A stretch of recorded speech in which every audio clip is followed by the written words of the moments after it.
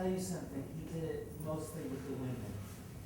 The men he was fine with, but he would never get into their psyches or their emotions, you know. When he auditioned me for Chicago, I went in for Cheetah and Gwen. And being dark, I thought, oh, it's Cheetah, I'll probably. And he saw a vulnerability that I unfortunately have. And I think what happened was he changed in the middle of the, and I had five auditions for him. And I had to go and make up the Roxy number, make my own Roxy number up to the music. And I went, Mary Jane Houdina. I said, I don't know how to do this. I don't know. And Sandy Campbell kept saying, just cut your leotard higher. You'll get it. Just. It's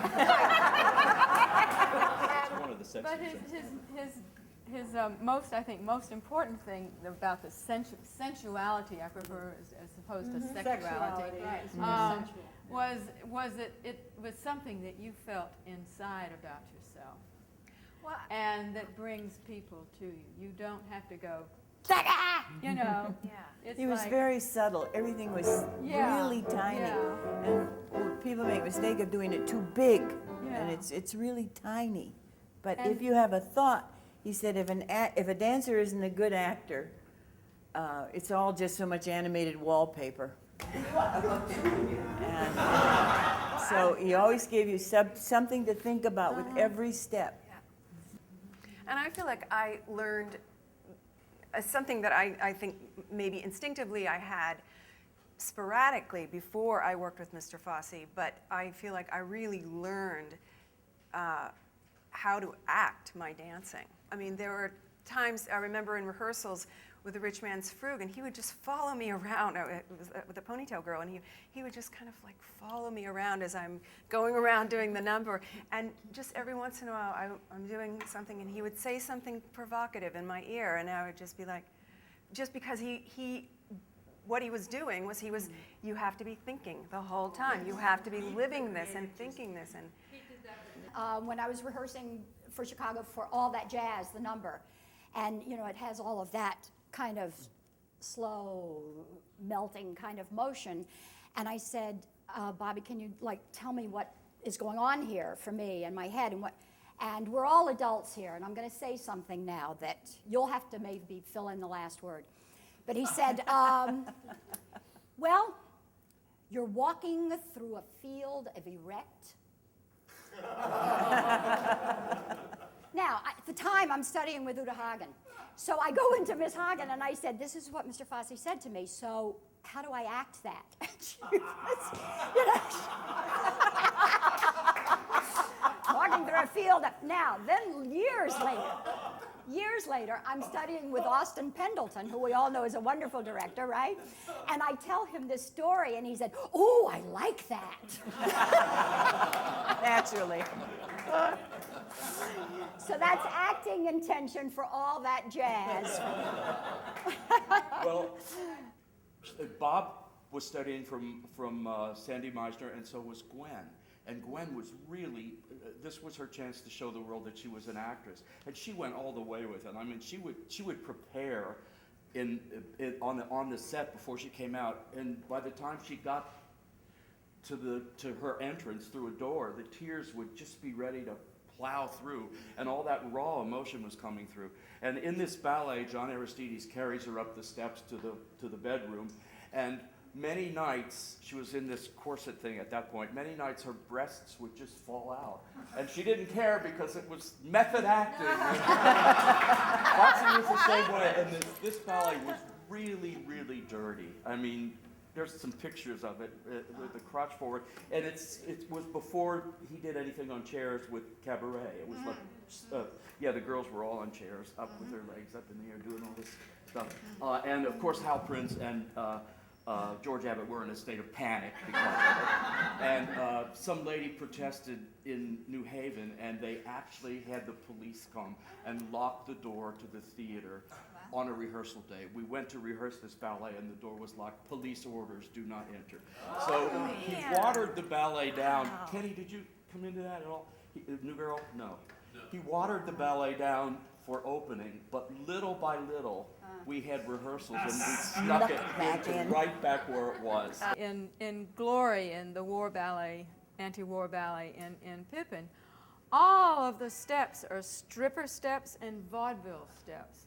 I mean, that step coming downstage is an old we're on film. It's all old standard stripper steps. There's when the girls are walking, the two girls around with the spear, you know, they're walking chewing gum, plop, bop, blah, you know, it's all stripper and it's all vaudeville. And I think for men and women, but certainly for women, that it wasn't, yes, there was all of that kind of sexual energy that was going on, and because he adored women, of course, but it was also this kind of belief in you, more than you even believed, that you could. That was it. He knew, or he believed that you could do whatever he wanted you to do. And you could be whoever you needed to be in these stories that were. You could find somewhere to be better than you ever thought you could, That's what everybody said. I interviewed like 27 people for this book, and every single one said, he made me dance better than I ever thought I could dance. We didn't have chorus kids. The people in Chicago all had a story. He gave everyone a story. And so there was no, I mean, when you think of someone, they were characters. That's right. Not just technicians. And that's the difference when you see the new stuff. Not that these kids aren't fabulous, and they bring other things to it, but I miss the old characters like in Big Deal, Wayne Salenta. Who could be more, or John Minio? Incidentally, you keep referring to the kids that are coming. You are the kids by me. I grew up knowing everything about opera I wanted to know, and about ballet, and about Peter Gennaro and Gwen. All those people were on the Ed Sullivan Show, and it influenced me to what I wanted to do with my life, and there is nothing like that anymore. Although I must say that, so you think you can dance, those people are pretty They are amazing. damn good. Oh. But they're also professional. Most of them are professional people. Right. With the arts being cut from schools, from public schools, the only people who can afford to learn technique are rich people. They ain't hungry. They ain't hungry. They don't need a place. They don't need, you know. That's just a theory, but That's a good theory. But I think it has value from having, you know, from having taught out in the suburbs. We're not everywhere, but in the schools where we are making an incredible difference as to what they learn and how they learn it, because it's so important to pass it on to these kids in an unobstructed way, you know, and they get these other versions of it that's not from Bob Fosse.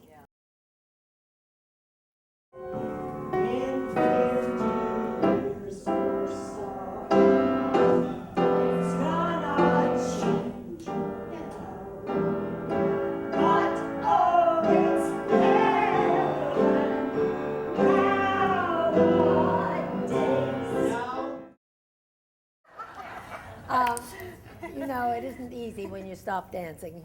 You who may have, you know how it's not easy. And the idiots always say to you, don't you miss it? Well, you know, you want to hit them. Because the bod's no longer willing. Yes, I miss it.